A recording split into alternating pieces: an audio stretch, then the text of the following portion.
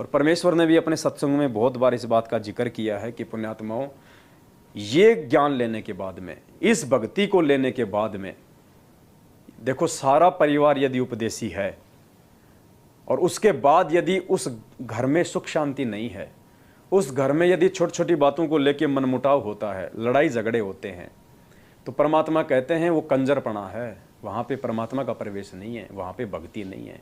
धिक्कार है फिर उन लोगों का ये भक्ति करने का, वो ड्रामा कर रहे हैं।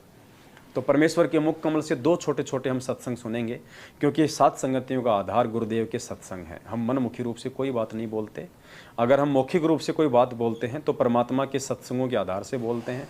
मालिक के द्वारा पूर्व में बताई गई बातों को ही हम आगे रखते हैं, और जहाँ संभव होता है हम परमेश्वर के सत्संगों को आगे रखते हैं, ताकि भाई बहनों को विश्वास हो कि वास्तव में 7 संगतियों में जो बताया जाता है वो ज्ञान आधार से होता है। तो ये हम सबके लिए है, परमात्मा का ये आदेश है, ये निर्देश है कि नाम दीक्षा लेने के बाद में यदि हम अपने सामाजिक जीवन में, अपने व्यावहारिक जीवन में, अपने पारिवारिक जीवन में यदि हम बदलाव लेके नहीं आए तो पुण्यात्माओं भक्ति का कोई फायदा नहीं है। एक समय सतगुरुदेव जी ने कहा था कि पुण्यात्माओं, यहाँ ये लोग जो ज्ञान गंगा पुस्तकें पढ़ पढ़ के, टीवी चैनल पे सत्संग देख देख के जो नाम दीक्षा लेने आते हैं आश्रम में, इससे मुझे कोई खुशी नहीं है। मुझे असली खुशी उस दिन होगी जब मेरे भक्तों के आचार विचार, उनके व्यवहार को देख के लोग यहाँ पे नाम दीक्षा लेने आएंगे कि यार भगत हो तो ऐसे, यार कौन है इनका गुरु, इस आदमी में इतना बदलाव, अरे ये तो 1 नंबर का निकम्मा था, ये तो दारूबाज था, 1 नंबर का भड़वा आदमी था, यार इसको क्या गुरु मिल गया, इसका तो जीवन ही बदल गया, इसका तो सब कुछ चेंज हो गया। इस आदमी में, ये तो 1 नंबर का अकड़ू आदमी था, किसी को ये तो मतलब टेढ़े मुंह बोलता था, और ये अब इतना झुक के नमस्कार करता है, इतना अधीन ही इसके अंदर, कोई 2 बात इसको बोल दो तो ये सुन के निकल जाता है, जबकि ये तो मारने काटने को तैयार हो जाता था। पुण्यात्माओं, हमारे उस व्यवहार को देख के जब लोग हमारे गुरु जी का एड्रेस पूछेंगे, उस दिन परमात्मा हमसे प्रसन्न होंगे। ये ज्ञान गंगा दे दे के तो अगर गुरु जी से अगर जुड़ रहे हैं तो उससे कोई प्रसन्नता नहीं है। और देख लो आज जैसे ही परमात्मा ने छोटी सी एक परीक्षा ली थी, छोटी सी बरवाला कांड के माध्यम से, ये ज्ञान गंगा पढ़ पढ़ के आने वाले जैसे आए थे, तूफान की तरह आए और आंधी की तरह गए। टिके वही हैं जो परमेश्वर के वचनों पे चले, जो कुछ ज्ञान को समझ के आए थे, जो भूत भगाने के लिए नाम लेने आए थे, बेटी की शादी करवाने के लिए नाम लेने आए थे, धन प्राप्ति के लिए नाम लेने आए थे, देखा देखी में ट्रॉली के पीछे लोम के आए थे, वो सब निकल लिए बरवाला कांड होते 50% से ऊपर तुरंत परमात्मा से दूर हो चुके थे। तो आज गिनी चुनी आत्माएं हैं 7 संगतियों के माध्यम से, जो भाई बहन जो आज जुड़े हुए हैं वो परमेश्वर की विशेष आत्माएं हैं। बाकी तो सतलोक आश्रम मैनेजमेंट हरियाणा के पीछे लोग देखा देखी में भक्ति अपनी कर ही रहे हैं, 3 टाइम की आरती भी कर रहे हैं, सत्संगों में भी आते जाते हैं। उनके सत्संगों में कब गोलियां चल जाए, कब कौन सा देवीलाल मीणा मर जाए, कोई भरोसा नहीं है। कोरोना आया, कितने हजारों मर गए, एक्सीडेंट में रोज इनके सारनामे लोग मर रहे हैं, जो सतनाम से, जो रोहतक से सारनाम लेके आए थे। हर किसी के घर में लड़ाई झगड़े हैं, सारनाम लेके लोगों ने बीड़ी पीना शुरू कर दिया। क्यों? क्योंकि परमात्मा के वचन पे कोई नहीं रहा। इस मैनेजमेंट ने, गुरुदेव के कलयुगी परिवार वालों ने, उनके बेटा बेटी भाई बंधु रिश्तेदारों ने, उनके जेल जाने के बाद में काल प्रेरित होके सभी आत्माओं की मर्यादा तोड़वा दी। 6 महीने में बीजेपी को वोट, 6 महीने में कांग्रेस को वोट, जाट आरक्षण में भक्तों को बैठा दिया। बताओ, हम भक्तों को आरक्षण चाहिए भक्ति में, हम भक्तों को आरक्षण चाहिए सतलोक में, और हमें यहाँ पे 5% के चक्कर में हमारी भक्ति मर्यादा तोड़वा दी। बताओ, दुनिया लड़ रही है, उनको ज्ञान नहीं है। संतों का और भक्तों का तो वैसे ही 36 का आंकड़ा है।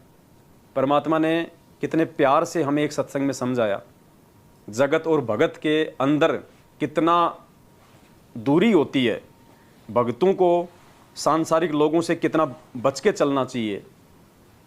कितना विस्तार से परमात्मा ने हमारे को बताया कि बच्चों, तुम्हारी अगर भक्ति बचेगी तो इस प्रकार से बचेगी। मालिक ने तो एक भगत को यहाँ तक आदेश दे रखा है कि आपको बेवजह जगत वालों के पास में उठना बैठना भी नहीं है। अपना चाहे अकेले में रहो, कहीं माड़ा कर लो, खेत में चले जाओ, परमात्मा के शब्द गा लो, किसी अपने किसी प्रेमी के पास चले जाओ, किसी भगत भाई के पास में, नहीं तो गुरु जी का सत्संग सुनो, आरती सुनो, मंत्र करो। परमात्मा ने कहा कि अनुपदेशी की संगति तुम्हें ले डूबेगी। कितनी सख्त हिदायत दी परमात्मा ने कि दुनिया सेती दोस्ती और पड़े भजन में भंग, एक का एक ही राम से के साधु के संग।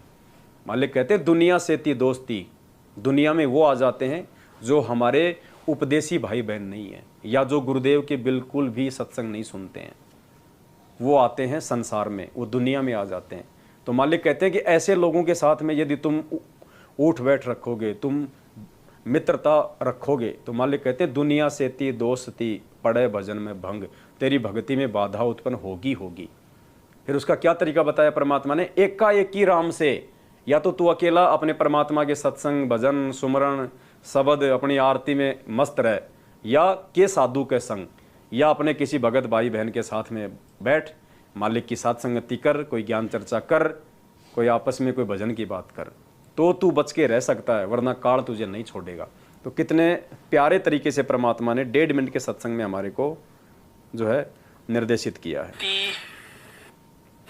भजन कबीरा दुनिया सेती दोस्ती, ओए भजन में भंगे, एका एकी राम से कै साधु के संगे। बिना सत्संगी के पास बैठने में भी आपको पाप लगेगा, आपका भजन भंग हो सकता है। तो इसलिए बताया, या तो अपने सत्संगी दौरा जा बैठे, या फिर अपना नाम पर लगा रहे।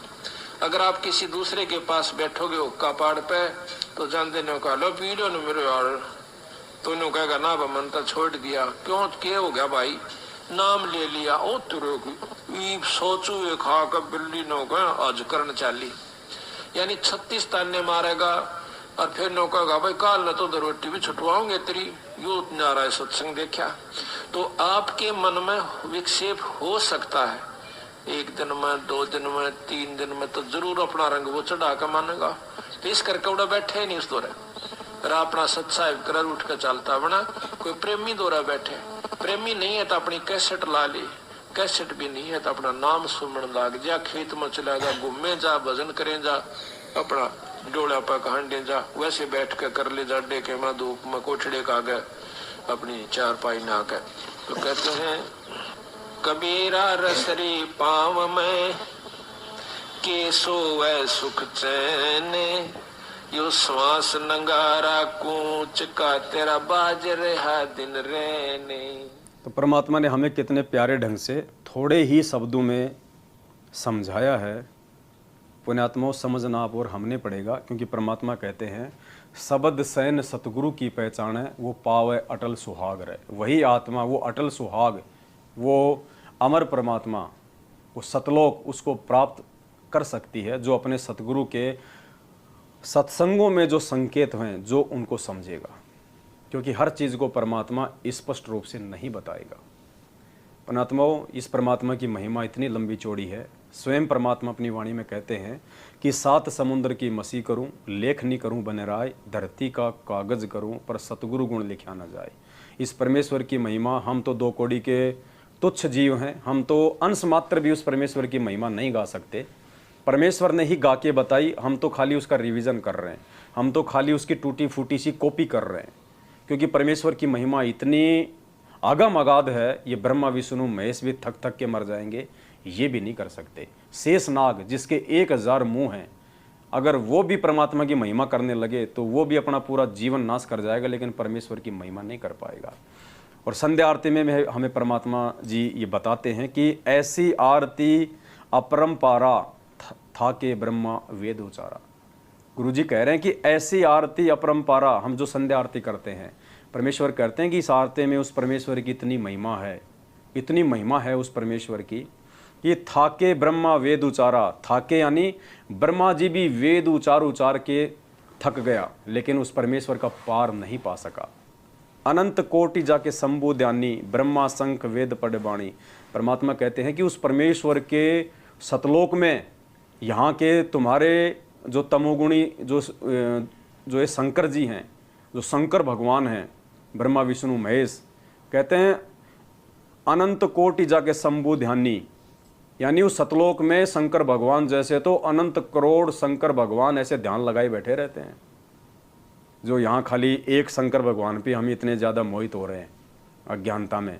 कहते हैं उस सतलोक में करोड़ों शंभु शिव शंकर जैसे ध्यानी, इससे भी बड़े बड़े लोग वहाँ पे ध्यान लगा के वहाँ पे बैठे रहते, परमात्मा का नाम जपते। ब्रह्मा शंख वेद पड़वाणी, असंख्य ब्रह्मा वहाँ पे, जैसे यहाँ ब्रह्मा जी को चारों वेद दिए गए हैं, कहते हैं वहाँ पे ब्रह्मा जी जैसे असंख्य बड़ी बड़ी आत्माएं वहाँ पे वेदों का उच्चारण करती हैं। इंद्र अनंत मेघ रसमाला, इंद्र भगवान जैसे अनंत, गुरुजी ने सत्संग में बताया कि जो इंद्र देव है, जो जल का देवता है, इसके पास में 98 करोड़ मेघमाला है, 98 करोड़। और परमात्मा ने बताया कि एक मेघमाला यदि वो पूरी खोल दे तो पूरी पृथ्वी डूब जाए, और 98 करोड़ मेघमालाएं उसके पास में। तो परमात्मा कहते हैं ऐसे ऐसे इंद्र वहाँ पे परमात्मा के पानी भरते हैं उस सतलोक में। शब्द अतीत बिरद नहीं बाला, चंद सूरज जाके अनंत चिरागा, यहाँ तो एक चांद और एक सूरज पूरी पृथ्वी पर रोशनी कर रहे हैं। परमात्मा कहते हैं उस सतलोक में चंद सूरज जाके अनंत चिरागा, वहाँ पे दीपक की तरह जलते हैं अनंत करोड़ सूरज और चांद।